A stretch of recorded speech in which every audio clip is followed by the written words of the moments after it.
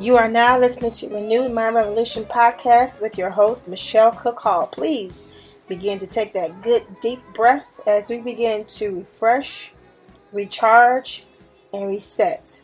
Let's go.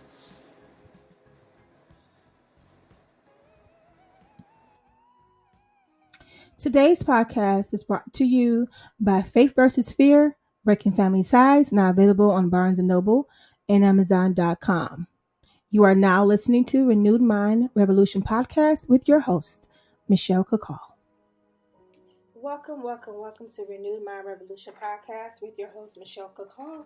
As always, it is my honor and my pleasure to be able to come and share some tips and some tools with you that I know will assist you in becoming a better you.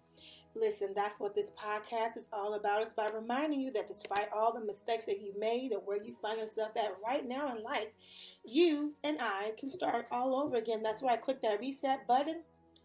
Give yourself a second chance. It is okay. You deserve it. You can do this. Listen, as always, it is my honor and my pleasure to be able to come on today to talk to you, to share something with you, something I know that will be impactful and empowering to your life. That's what it's all about, encouraging one another.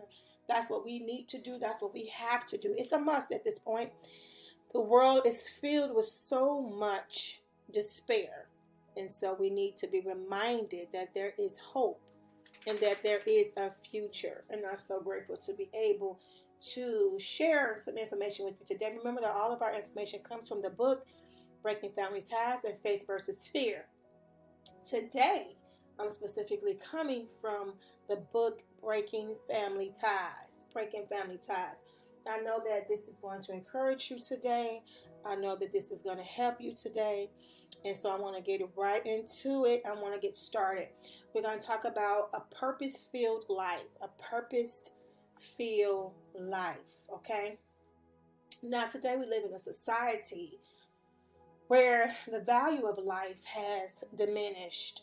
Reports of death, it rises every day. And it saturates our news coverage. You see, mothers and fathers are in despair due to untimely death of their children. We see this too often.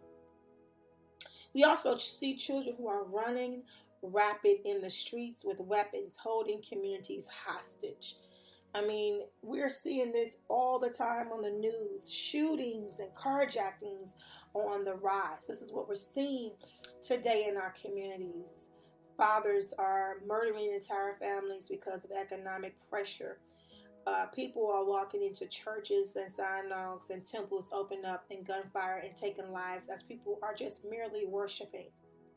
Movie theaters, restaurants, concert halls are all filled with gunfire, leaving people in pain, fear, and despair. Schools are practicing lockdown scenarios. My daughter's school just did this last week to better prepare children in the case of terrorism or a loose gunman. Now, when I was coming up, all we did was prepare for tornadoes, okay? That's all we did was tornadoes. We did not do anything that had anything to do with some individual coming to the school and putting the children at risk. But this is something now that we have to do. Okay, children are unable to now play in parks or in their front yards without bullets flying over their heads, putting their precious lives at risk. I have heard too many stories of young people who are playing basketball or young people who are playing in the park who are now losing their lives because of someone who is irresponsible and cruel with a gun. Children can't be children anymore, okay? So with death all around, it is easy to lose focus on purpose. Okay, how can you think about purpose for your own life when you're thinking about survival, when you're thinking about not being hurt or not being caught up in a crossfire, okay? The purpose at this point becomes surviving just to see another day. This generation takes the motto, I will take you out before you take me out. They take that very seriously. That's something that I literally heard a young man on the news talking in regards to a school shooting. He was a student. he said, oh, well, it's just a part of life now. He was like a teenager who was saying it's just a part of life now to have a school shooting, to come outside your school being released for the day and shooting. That's just something that's a part of life. This is his mentality of the young people now. It's just a part of life. That's a dangerous and scary position to be in. That's a scary and dangerous position to hold. A life without purpose is an automatic death sentence. When a person has no concern for their life, they will have no concern for your life. And that's a fact. It makes sense. They don't care about themselves. They're definitely not caring about you. Purpose is the reason why something is done or used, the aim or intention of something, the feeling of being determined to do or achieve something, the aim or goal of a person, what a person is trying to do, become. Your purpose in your life should not be just getting up, just existing, living in what we call autopilot. If you haven't heard that before, please go back and listen to the other podcasts. We talk about autopilot a lot.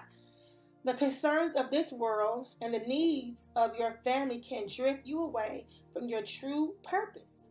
The definition of purpose is what a person is trying to do or become. What are you trying to become? That's something that you should ask yourself today. Where you are right now, is that who you were trying to become? Is that who you want to be? Or do you want something different for yourself? Without hope, a feeling of expectation and desire for a certain thing to happen, it is impossible to understand your purpose. Okay? It's impossible to understand your purpose. So you need to do what? Shift your focus. You might say that's easily said than done. But the alternative is wandering lost and confused with the surety of an unfilled life. Okay? That's what's going to happen. If you don't shift your focus, you're just going to be all over the place, pretty much. Okay? We are and equipped to fulfill our purpose. Because we deal with life's moments, sometimes we get off track. And the more we become distracted, the further off track we become. People get caught up in the cycle of generational poverty because oftentimes they are in what is called survival mode. They are focused on whatever challenges greet them each day, whether that's paying the rent, buying food, or taking care of a health problem.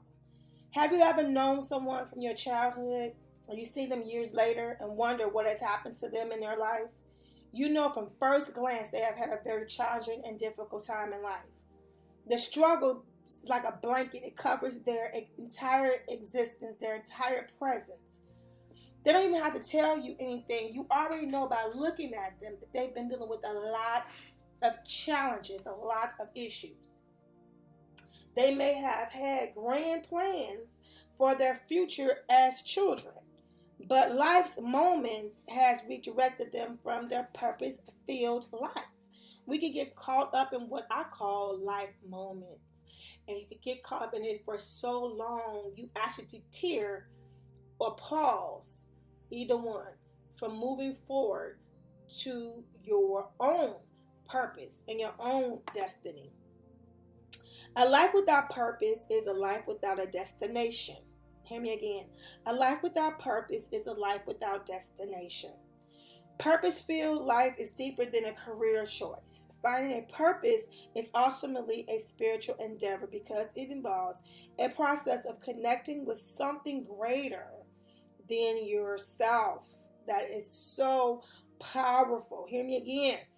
When you find your purpose, it's a spiritual endeavor because you are dealing with something that is connecting with something greater than yourself, because oftentimes we do what? We limit what we can do, right? We limit that. We don't think that this would be impactful. We don't think that this would be powerful. We don't think that this would be as helpful as it will be. We could take something that we come to us naturally, right? And begin to share that and find out later on in life how empowering that is for someone else. So we can sometimes limit that. We can sometimes crush that because we don't always see how powerful that is, okay? Purpose always works its way out in action because passion is action, okay? It's a root, a matter of desire, okay? All things start in our minds. That's why we gotta be so careful what we allow to have traffic in our minds, because all things start in our mind before people do anything.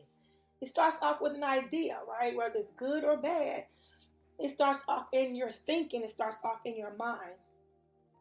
The great cathedrals and mosques of the world, the pyramids, the modern worlds, cars, planes, spaceships, all wonders of the ancient and modern world, they all started as ideas and dreams, okay? They all start off as ideas and dreams. So we have to be very careful with what we are allowing to have traffic. I call traffic in our minds, okay?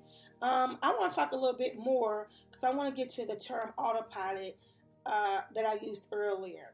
Like I said, you can always go back to the previous podcast and you can listen to me talk more about autopilot. But autopilot is a term that I use to describe going through the motions and not living on purpose. Okay, so we're talking about living on purpose. Autopilot is a state of mind in which you wake up in the morning and immediately begin thinking about coming home and going back to bed, going back to sleep, putting the covers over your head. I mean, you're existing. You're there. You're there physically, but mentally you're not there. You participate in activities physically, but your mind is far away from where you are. You go to work, and as soon as you sign in, you're already thinking about, the time that you're going to be able to clock out. Some of us don't even make it to the office. We in our bed thinking about when we can return back to our beds or get back in our chair, our comfortable chair. I mean, we've already clocked out in our mind as soon as we get up for the day. You're always waiting for something to come and change the current situation. So because you're always looking for the next, you're not appreciating the moment that you're in. Hear me again. Because you're always waiting for the next, you're not appreciating the moment that you're in. You're not appreciating the current situation that you're in, whether it is, tough or not. Whatever it is that you're in is where you need to be so that you can learn from it, grow from it, even if it's hard. I know a person, whereas no matter what they get, no matter how many cars, no matter what type of house, doesn't matter. They're never satisfied. They're always thinking about the next. They're always concerned about when they can get a better car or a bigger house, And so when you're in the constant mode of the next, then you're not really appreciating what you have in front of you. And it's a train of thinking, and it doesn't mean that we're not supposed to expect greater, because we're all, we are definitely supposed to expect greater. But I don't want to always expect something greater and miss out on the moment that I'm in. Okay, I don't want to not appreciate the gift that I have for right now in front of me because I'm always concerned about what's coming next or what I want next or what I expect next. And it's a thin line between that. You really want to, aspire to be the best, aspire to, get the dream, house, the dream car. If we're talking about possessions, you really want to, make sure that you are being motivated to become the best person that you can be and, reach the goals that you want to reach, but not at the expense. This is definitely what I wanted to say. Not that at the expense of not appreciating the moment. So a lot of times when we're in autopilot, we're not appreciating the moment at all. We're actually going through the motions every day until that moment arrives. And what's frightening about that, hear me clearly, what's frightening about that is that sometimes that moment can take a long time. So you're waiting 10, 15 years for that next moment to come. And in the meantime, for 10 to 15 years, you're miserable because you are not appreciating, you're not celebrating this moment. Okay, this is a good lesson to learn. You're not appreciating this moment that you're in. And it's so easy to do it. It's so easy because once again, we get caught up into the next. We get caught up into, what we want. We see people who do the dream boards, right?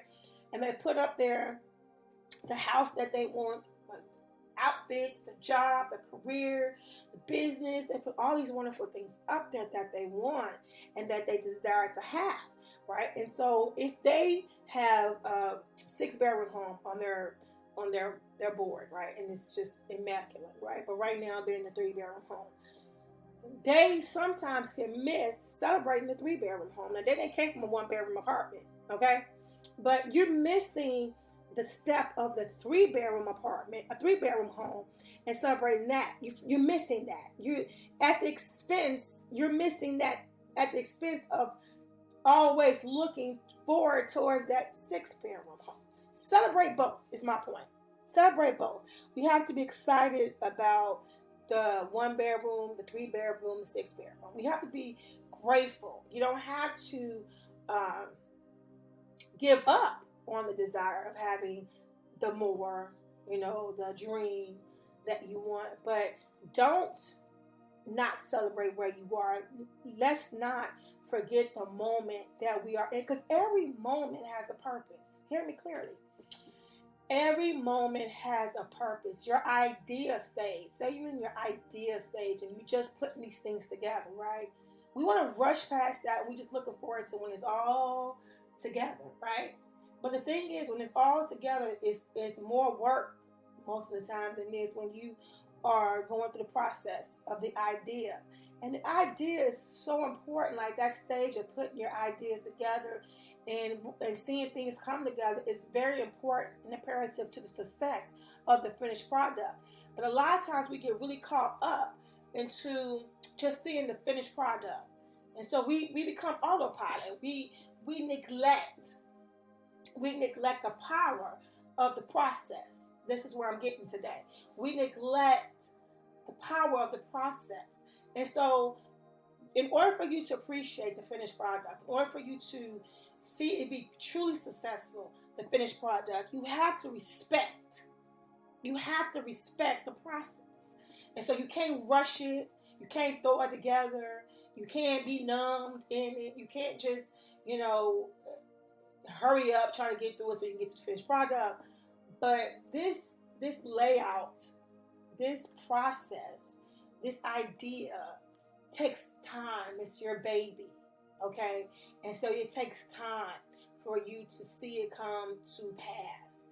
And anybody who has ever been truly successful, I'm sure they will tell you that it took them time to get to where they are, It took a lot of sacrifice. It took a lot of blood and sweat to get it to come to pass. And they look at their project as their baby. That's their baby. But you have to appreciate the process. You have to appreciate the ideas, the engineering of it. You have to respect that. And I think the only people who really respect that are the people they later on going to see how successful they are, because they respect that process.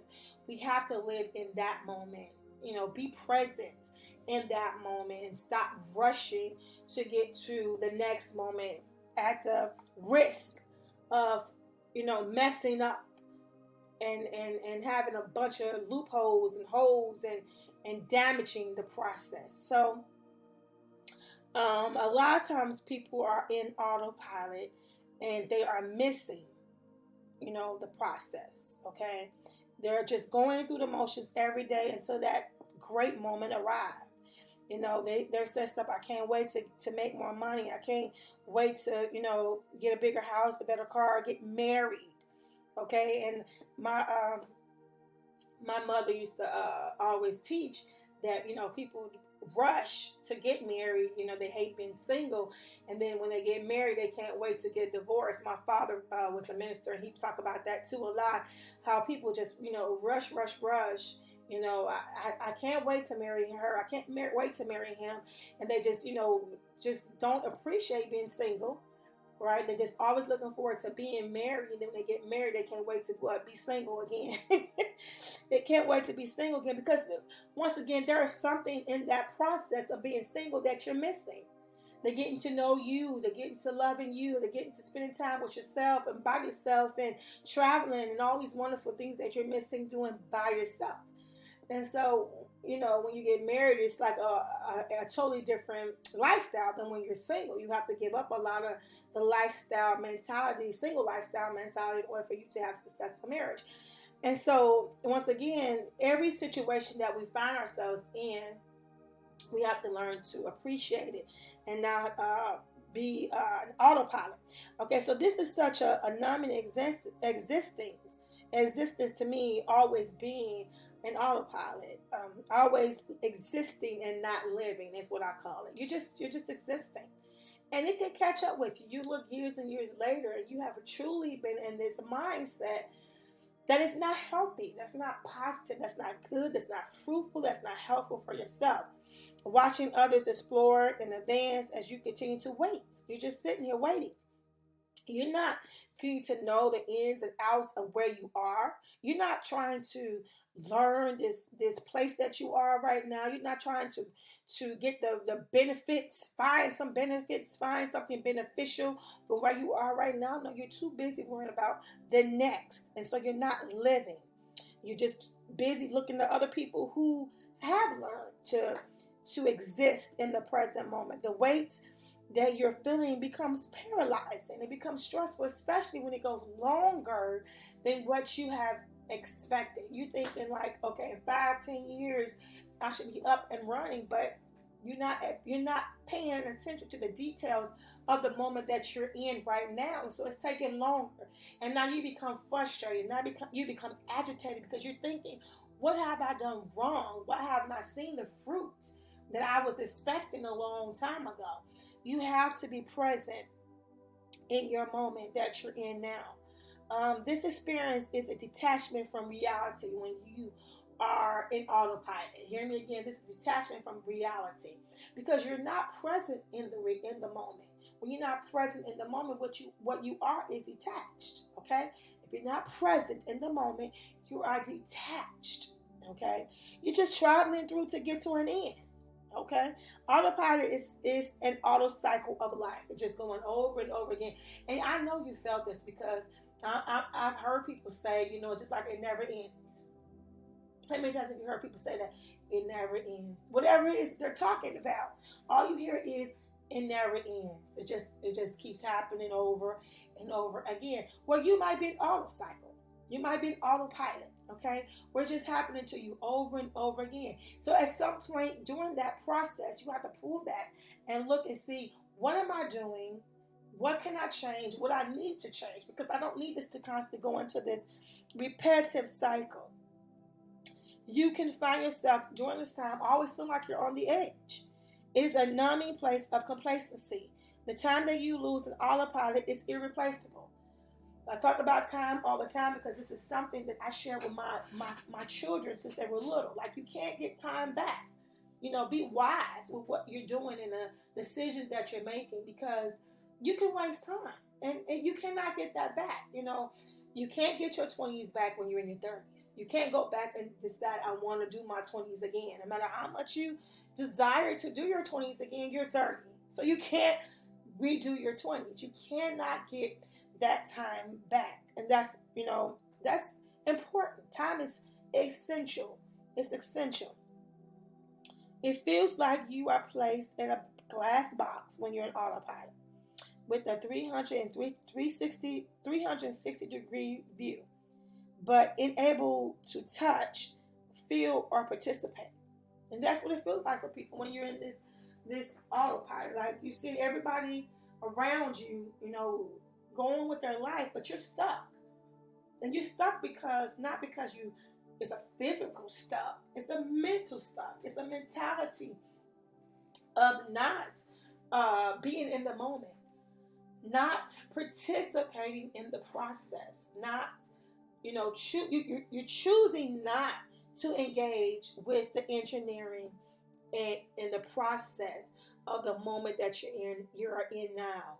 So For example, this is like something very simple. For example, we're going back to the house. So you have, this 3-bedroom house that we were talking about earlier, but you desire the 6-bedroom house, and you got that on your little dream board and all this stuff, and this is what you're looking and working towards. While you're in the 3-bedroom home, you need to maximize that moment by putting everything you can into your 3-bedroom home. I mean, fix it up the way you like it, the way you want it.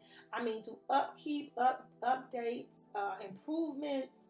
Just make it as comfortable, as nice with your style in it. Paying it on time, being successful as a homeowner, doing whatever you can and need to, have your get-togethers, have your barbecues outside. I mean, live like you would live in your 6-bedroom. This is what I'm saying. This is how you live in that moment. Live it like you are already there.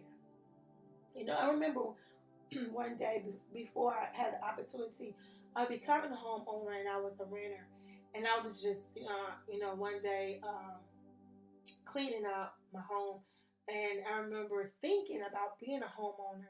And I remember it came to me as clear as day, in order for you to be trusted with your home of your own, you must be diligent and responsible and take care of where you are now. Okay, that was a word that was given to me by the Lord. Like, you want this, you want that, but in order for you to even be trusted with this and that, I need to know that you are, in other words, appreciating what I gave you right now. Now, you're not homeless, you're not on the street, you're not living with someone else. I bless you with a rental of your own.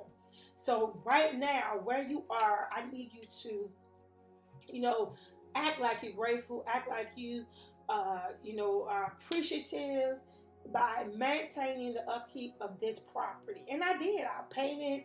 It wasn't mine. I got my, landlord's permission to paint walls and make it my own and make it comfortable. And I invested. I didn't, ask him to pay for it or anything. This was something that I did, and I invested into it because this is what I wanted, and it was my way of showing, like, Lord, you can trust me. You can trust me to do, the best that I can with what you give me. And so that's what we need to do. We need to make sure that, you can't, dog the car that you're in now by not paying your bills, not cleaning it. You got a car right now. It might not be the best, but you're not keeping it clean. You're not keeping the outside clean. You're not keeping the inside clean. You're not, doing the upkeeps of making sure that the battery is good. Your oil is changed. You're not doing any of these things, but you want to be blessed with another car. But I really want this truck, right? But you're not taking care of this car. So you're not living in that moment. You're not taking care of that you're in, okay? And so it's imperative that you take care of what you have now so that you can get the next. You have to be appreciative, be in the moment and enjoy and celebrate, because there was one time you didn't have a car. I remember when I bought my first car, and I'm gonna keep this short with you guys, but I remember when I got my first car of my own. I went and bought my own car. I was so excited. It was not a brand new car straight, off the floor. No, it was not. But it was mine. And I treated my car like a baby. I made sure that I kept the maintenance on this car. And my car was my favorite. I love my car so much that when I had traded my car in, I just about cried. Because I put so much into that car. And I love that car. It was something that I felt like, you waited your whole life to get your own. And you finally got your own. You was able to pay for it yourself. And it just meant a lot to me. I used to joke for any of those who watched the movie Christine, and my car wasn't a bad car, but it was just, that's what I felt like, that connection between me and my car. I loved it so much. And I would call her my Christine, right? I loved my car. And when I had to let her go, I was, heartbroken. Like, I really would have kept my car and just got another car. But that was just the respect that I had for the gift that I got. And I lived in that moment of having that car, and so I was able to get a more, up-to-date, modern, newer car. But that car served the purpose. It got me back and forth to work, and I had no issues, no problems with her. Me, no issues, no problems. My husband claimed that he had problems when he would drive her, but she never gave me any problems, right? It's my Christine. But I loved it, and I just appreciated it. And because I took such a good care of her, my car, I was able to get another car. And I did the same, took care of the other car the same. And so I've always believed in taking care of, where I am now, where I am right now, even when it comes to your job. If you're in a place that you really don't want to be, and you don't like it, you want a better place, don't just go to work and be numbed and just exist. Do the best you can while you're there. Just live in that moment of that job. Not just, you can fill out your resumes and send out as many applications as you want while you're still working. But appreciate, get out of it what you need to get out of it. Put into it what you need to put into it while you are there.